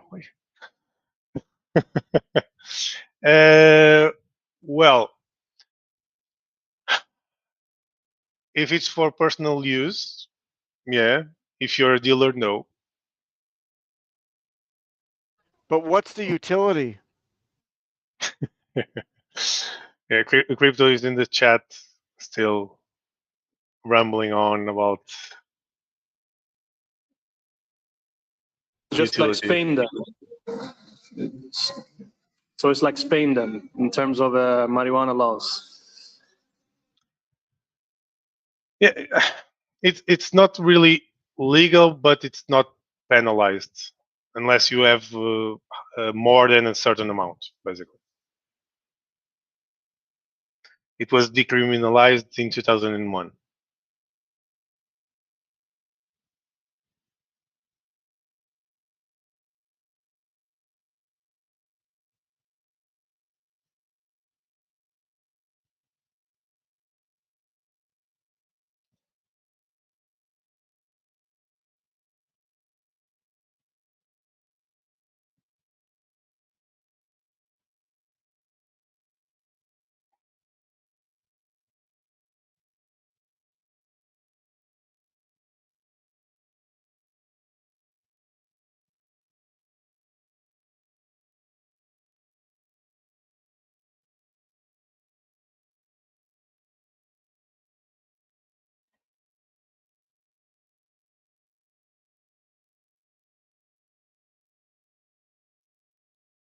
So the numbers Richard were looking at his chart like a couple of months ago, where he was saying that his chart was pointing towards absurd numbers. I don't know if you guys remember that. Does he still think that is valid within those time frames? You're talking about BTC? So he was taking a screenshot of his chart, and he was watching the HEX price reaching a certain amount or certain price, which was very, very high, higher than Bitcoin, around 2027. I mean, really, really high. That's what his chart was pointing towards. So the question is, does he still believe that HEX will reach that price within the same time frame? There's the possibility of it, and if it will actually happen. If it will actually happen, we have no clue, and if it ever does, it will probably have a lot of pain in the process. But in terms of possibilities, it is a possibility, but I'm not counting on it per se. I mean, you do remember the chart that he posted on Twitter. Well, I only created my Twitter account last week, so I was a bit in the dark previously. Okay. I only know what he usually shared in the X news channel or the Richard Skulls channel. So He also said it when he was in Denmark, in Copenhagen, that his chart was pointing towards ridiculous amount, like $1 million hex. That's what he was saying. who knows? Trying to understand the price of a coin, it's not just how much people buy, it's also the scarcity, isn't it? The scarcity, yes. But at the end of the day, it comes down to how much people want to buy it versus the ones that want to sell it, right? So again, Bitcoin didn't went from a cent to 65,000 or 69,000 in a day or a week or a month or a year even. It took more like a decade, right?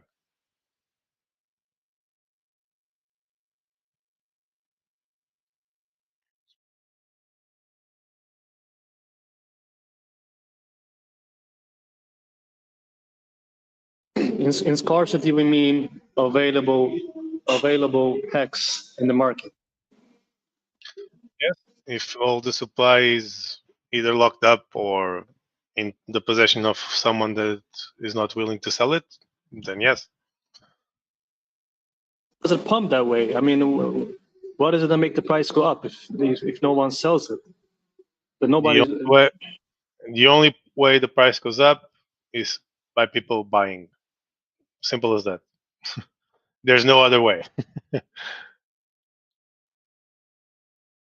So let's say all the hex is bought up or staked, and there's like nothing left, and the price is around, and the last hex that was bought around $1. Okay, So if someone else wants X, you can sell it at whatever price you want, right? If there's no more X to be bought, and this is the same for any other coin, right? If there's no coin on the market to buy, if someone wants to buy it from you, right, you sell it at whatever price you want. It's as simple let's as say that. I want to sell my hex for like $100. I do it on my as a limit order, as a limit sell. So would that price be the official price for a hex for everyone? If all the liquidity below your price was already bought and it reaches your $100, then that would be the price of X. Of course, there are multiple pools in play. There are bots trying to I'm missing the word to arbitrage the price between the different pools. But yes, in theory, if all the liquidity until your $100 per X price was bought up, then yes, that's the price of X.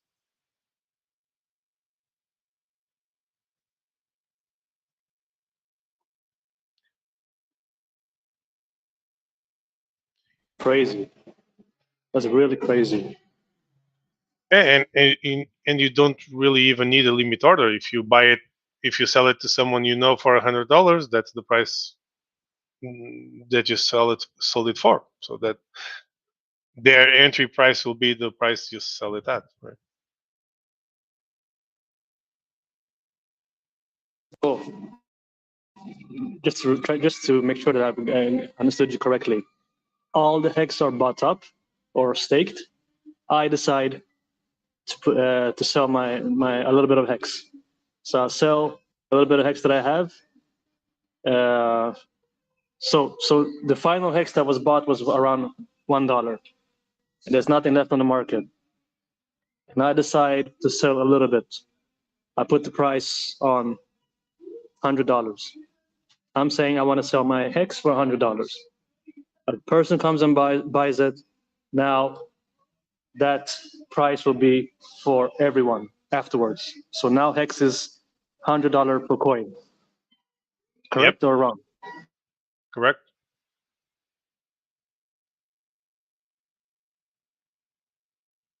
If you're the only one selling it and someone wants to buy it, then you define the price.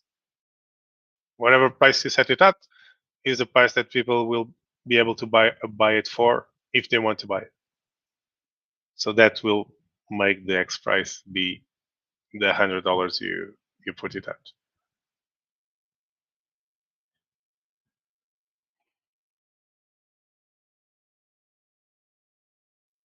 But again, of course, this is a simplification because you have more than one pool.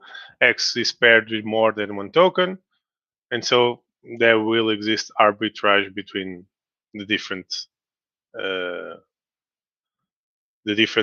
pools, and that will probably make the X price overall be a bit lower than that if on the other pools the value is lower.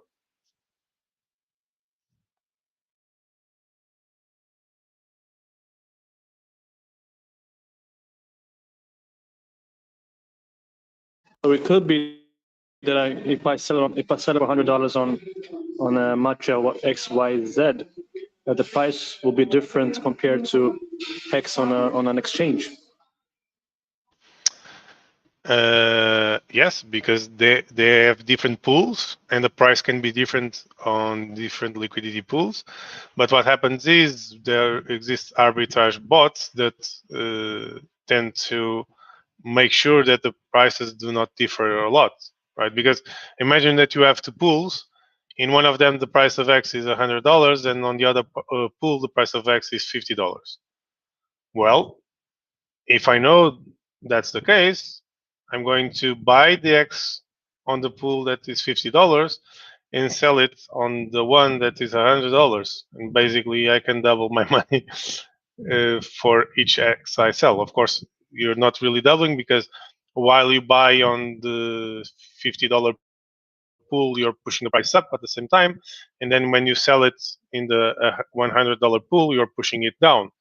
And that's what arbitrage is. You buy it in a place where it's cheaper, you sell it in a place where it's more expensive, and overall, the price in the two different pools balances itself out. So instead of being $50 in one and $100 in the other, depending on the size of each pool, but let's assume both pools have the same size, it will be 75 on both, more or less. Yeah, that would work for me.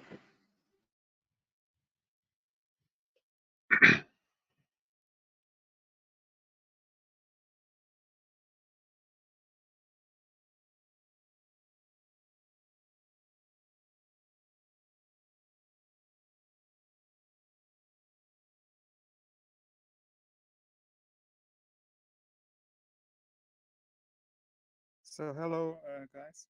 I just listening, and I just want to add something. Not only the seller can make the price, also the buyer can make the price. So if you have the last hex and you want to sell it for that amount of price, and the buyer also can make an offer. So if the buyer want to offer like $1 for a hex, it's also valid. Maybe you understand me? Yeah, of course. Basically, next level could make a limit order for $100, but someone that wants to buy it could create a limit order for $2, and then whoever comes and does a market sell or market buy will use one or the other order. Right, right, yeah. That's what I want to Yeah, say.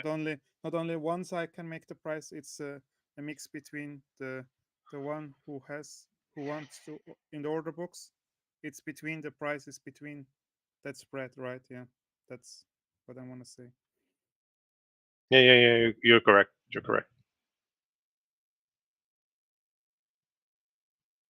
I was just simplifying in the case of someone doing a market buy, and if the only order is at $100, then that would be the one that would be executed.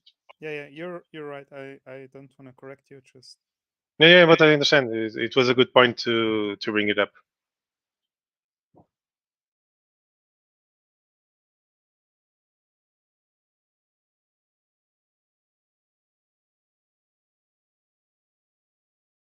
actually a big chance for it to happen. I mean, to to uh, to buy up everything which is remaining.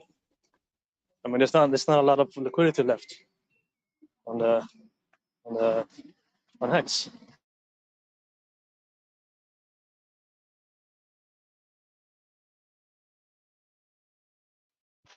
Can you repeat what I didn't? I missed it. I mean, I say there's actually a big chance of it happening, where there's no more Hex left on the market. Well, Well, I found holding liquid. I, Hold on. There's a lot of people holding liquid hex though too. These so big boys. I find that difficult because X is an inflatable token, so there will always someone willing to sell it at. Uh, I would assume, even if not for at 3 cents, maybe at 10 or 15 or whatever. But yes, if the supply is reducing in terms of the liquidity pools, yes, that might be one of the reasons as to why the price goes up. Um, so right now, the last calculations that were made, again, they were not made for me, and I didn't confirm this information by looking at the actual wallets. But apparently, 75% of the user-owned X is staked. Only 25% is liquid. And when I say user-owned, is X that is not on the OA's control. But again, these were not my numbers, so don't quote me on it. so Well, you have to be the only thing what the less liquidity means, it's more volatile. That means it. Yeah, Yes, of it's course. goes it goes either way, not up and down. Same. If someone want to No, sell, no. it can. What we were saying is that if people are not willing to sell their X and is less X in the ecosystem or in the liquidity pools, if people want to get it, then that will make the Yeah, price go up. sure. It's less. It's more volatile. That's all I'm saying. It's more volatile if there is. Yeah.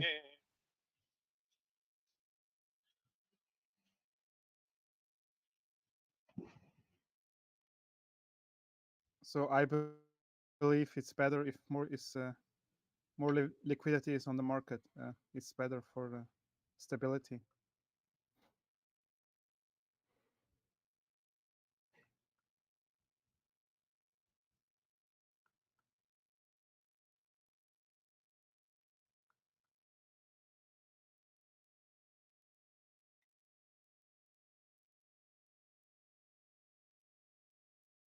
But again, Hex is a long-term project, so yeah, I believe in the future Hex will be anyway going up over.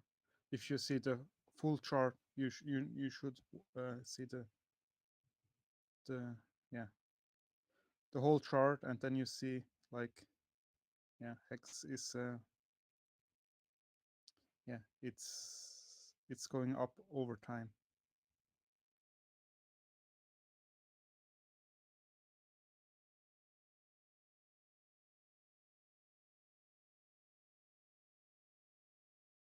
And if you watch the full chart, do it logarithmic, not the linear, the logarithmic chart.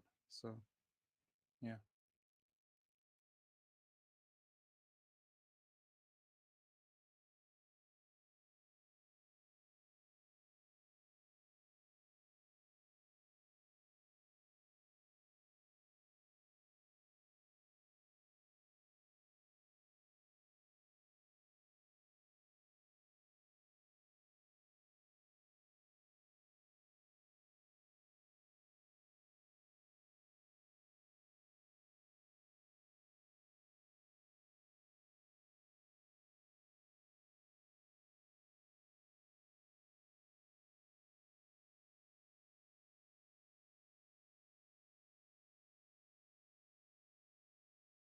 So Elmeyer, you were saying 70% was staked and remaining was liquid amongst the holders?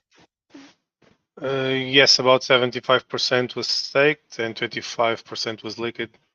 That was the last numbers I heard. Because last From time I heard was user owned. So I'm not counting the ones that were sacrificed or that are controlled by the origin address. So of the entire ecosystem, 10% is staked, more or less, but user owned is 75. what's the difference?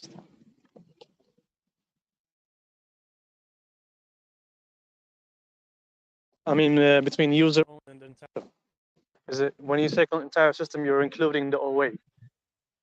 And when Yes, you're just saying exactly. user owned, you're excluding the OA. That's the only difference. Yeah, yes, the 10% that if you go to apex.win, it says right now that 9.45% of X is staked, but this is from the total supply, so includes away controlled coins, away stakes, etc. So around 9.5% of all X is staked, but the one controlled by normal users like you and me, 75% of it is staked.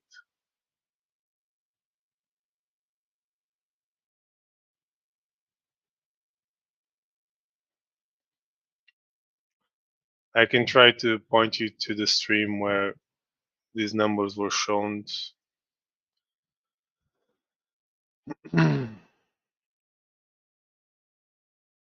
Wait, I even have a print screen that someone made of it. I'll forward it to. Yeah, it's a bit it's a bit out of focus, but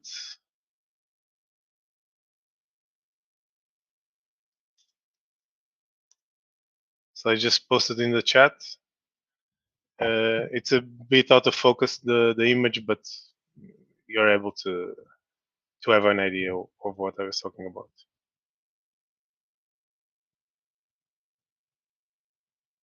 So user staked X is 74.54%, and user circulating X is 25.46%. So basically what I was saying before. But again, take this with a grain of salt. The numbers could be a bit different.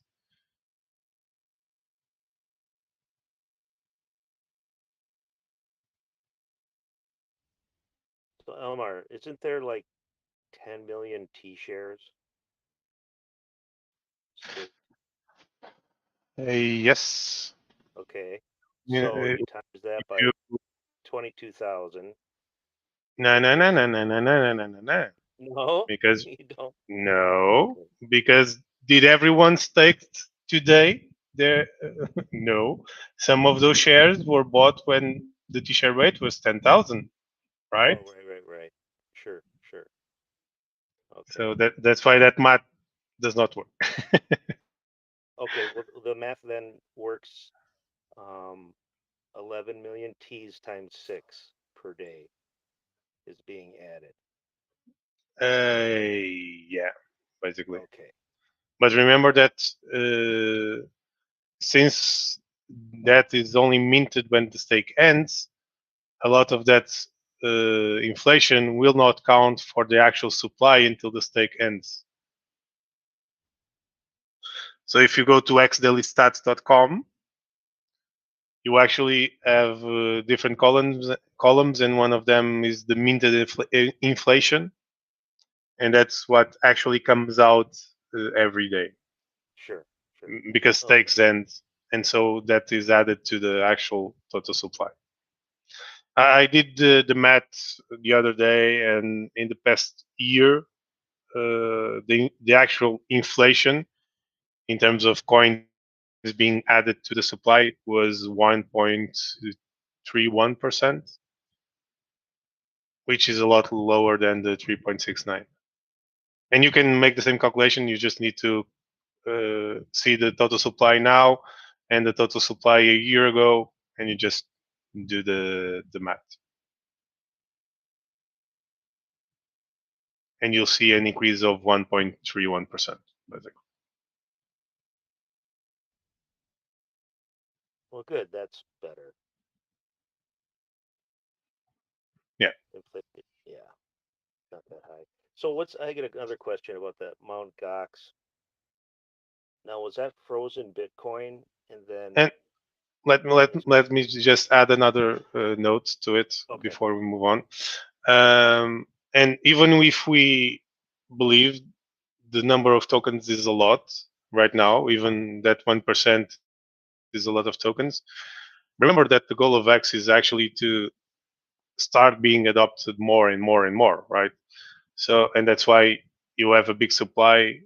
It's the same idea with Pulse and Pulsechain. You have a big number of tokens due to the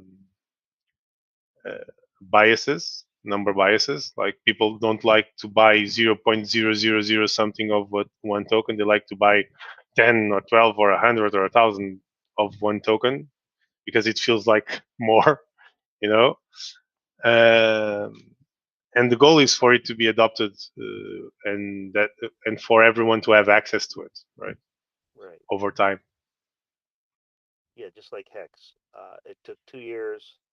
You can watch the chart and you see volume move in, and then you see volume move in at about a year and a half, and then it's starting to get adopted, and then more eyeballs are on it, and then you can see it. A lot of people start looking at it and buying it right a year ago, and that surge was adoption and marketing, or I don't know why, but yeah, a lot of people started to see it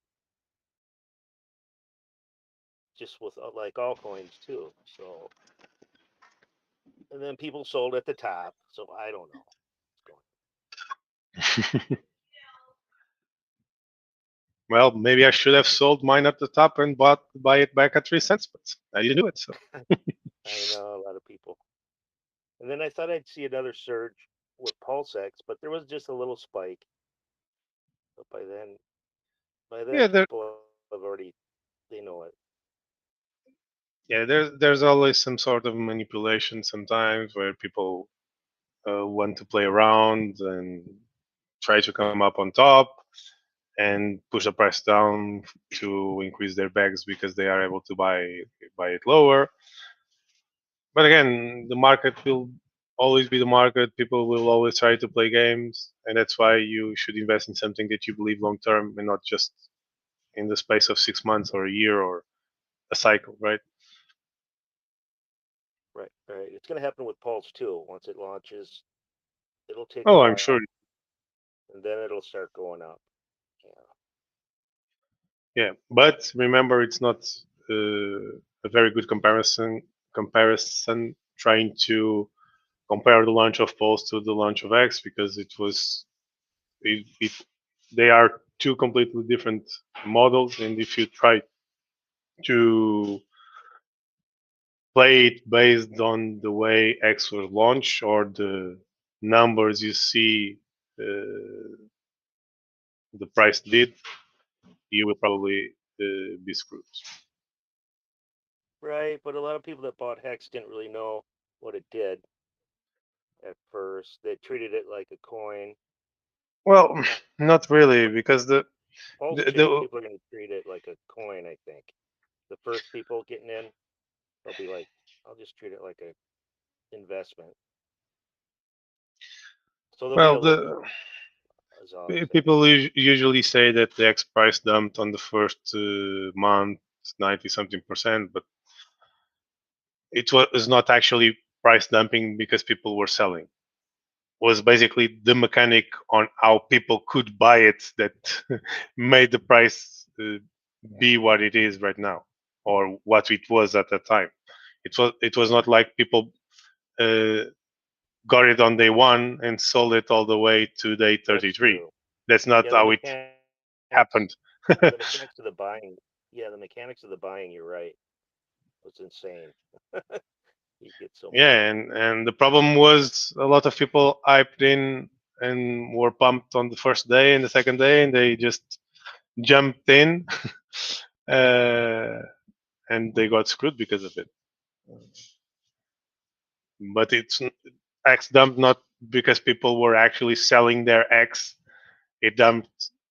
It just the value of each token went down because the way you could get it, it was easier to get it on later days than on the first days.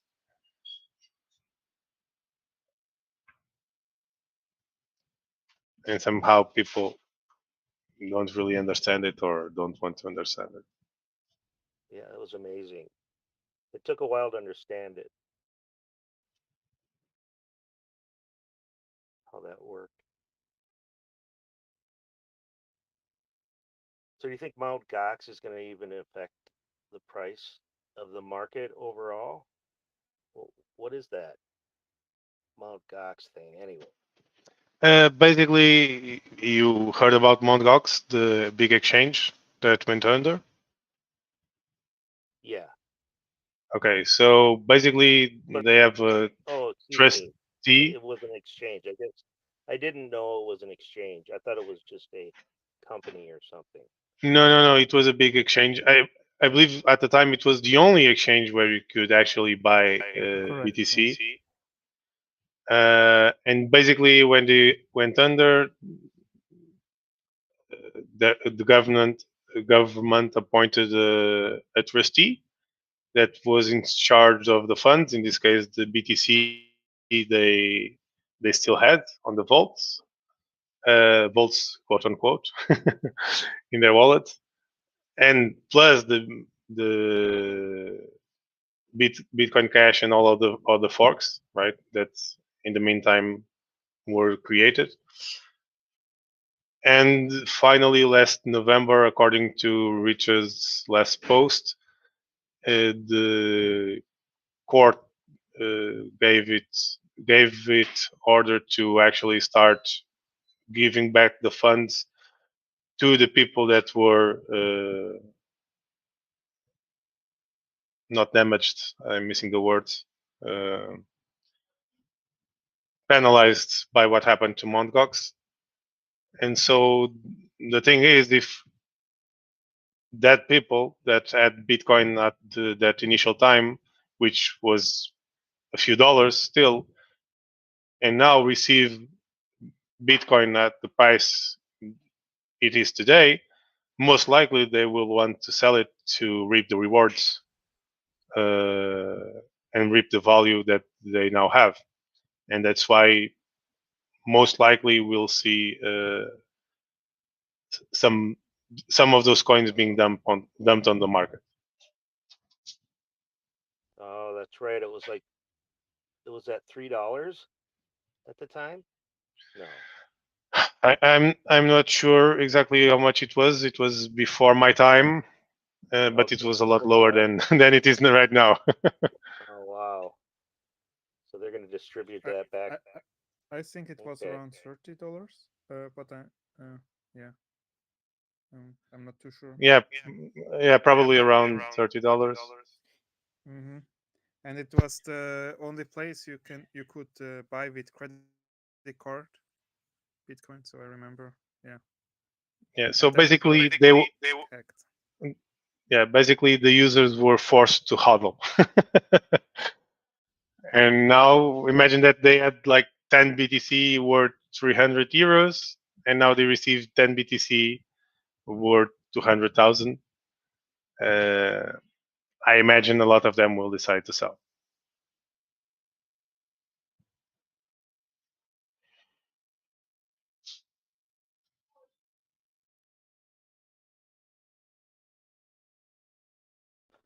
Okay, thank you. Yeah, I'd sell some of it in this market. Yeah. Or diversify into HEX. Yes, diversify. Yeah. I'll be back in a bit, guys.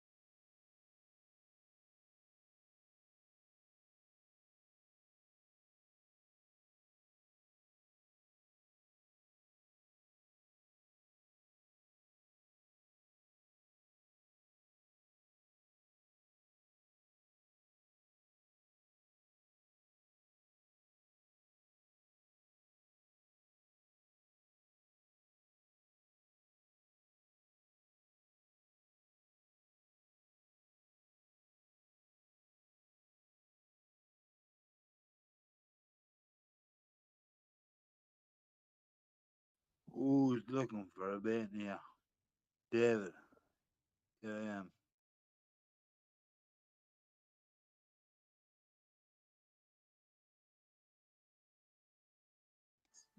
Hello, I'm really around. Everybody fucking life.